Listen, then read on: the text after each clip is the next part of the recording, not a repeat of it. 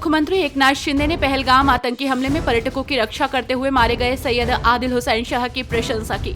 शाह ने आतंकवादियों को निष्क्रिय करने का प्रयास किया, दूसरे हमलावर ने उन्हें गोली मार दी। शिंदे ने शाह के परिवार के प्रति संवेदना व्यक्त की और शाह को एकमात्र कमाने वाला मानते हुए शिवसेना की ओर से 5 लाख रुपए की आर्थिक सहायता देने की घोषणा की।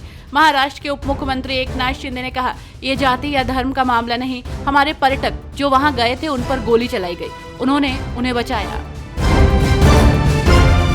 दिल्ली के नवनिर्वाचित मेयर राजा इकबाल सिंह ने दिल्ली वासियों को बड़ी राहत देते हुए कूड़ा उठाने के एवज में लगने वाले यूजर चार्ज को वापस लेने का ऐलान किया है। ये फैसला केवल रिहायशी संपत्तियों पर लागू होगा, जिससे दिल्ली वालों को सालाना 600 से 2400 रुपए तक की बचत होगी।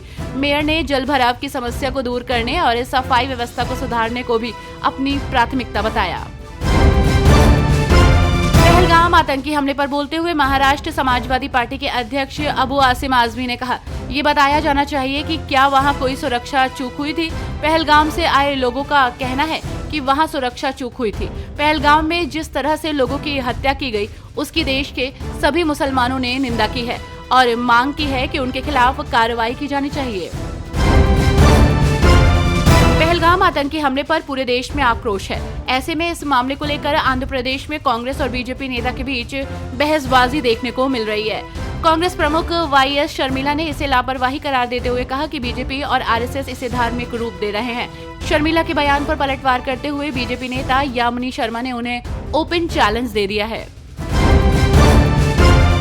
पहलगाम आतंकी हमले पर बोलते हुए महाराष्ट्र के मुख्यमंत्री देवेंद्र फडणवीस ने कहा कि हमने सूची मांगी है, उनकी पहचान की जा रही है। पुलिस अधिकारियों को ये सुनिश्चित करने के निर्देश दिए गए हैं कि कोई भी पाकिस्तानी नागरिक 48 घंटे से अधिक महाराष्ट्र में ना रुके। तय समय से अधिक रुकने वाले पाकिस्तानी नागरिकों के खिलाफ कार्रवाई की जाएगी।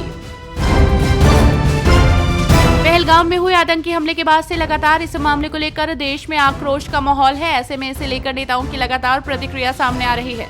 वहीं इसी बीच पहलगाम आतंकी हमले पर बोलते हुए कांग्रेस नेता मुमताज पटेल ने कहा, हम सभी एकजुट हैं और केंद्र सरकार जो भी फैसला लेगी हम उसका समर्थन करेंगे। ये घटना नहीं होनी चाहिए थी। सुरक्षा में चूक हुई और हम बेहतर कर सकते थे।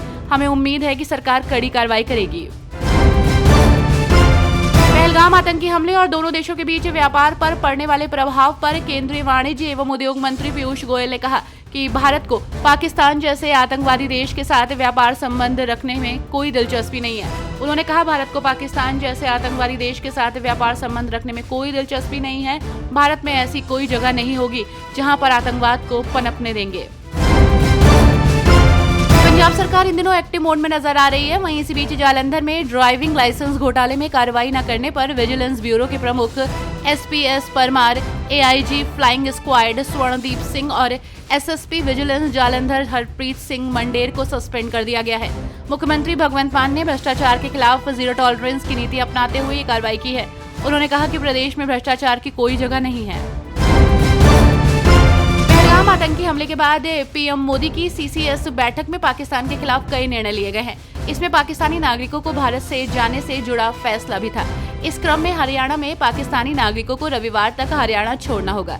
सीएम सैनी ने सचिवालय में आयोजित उच्च स्तरीय बैठक में कहा कि सभी उपायुक्त और पुलिस अधीक्षक निर्देशों का सख्ती से पालन सुनिश्चित करें।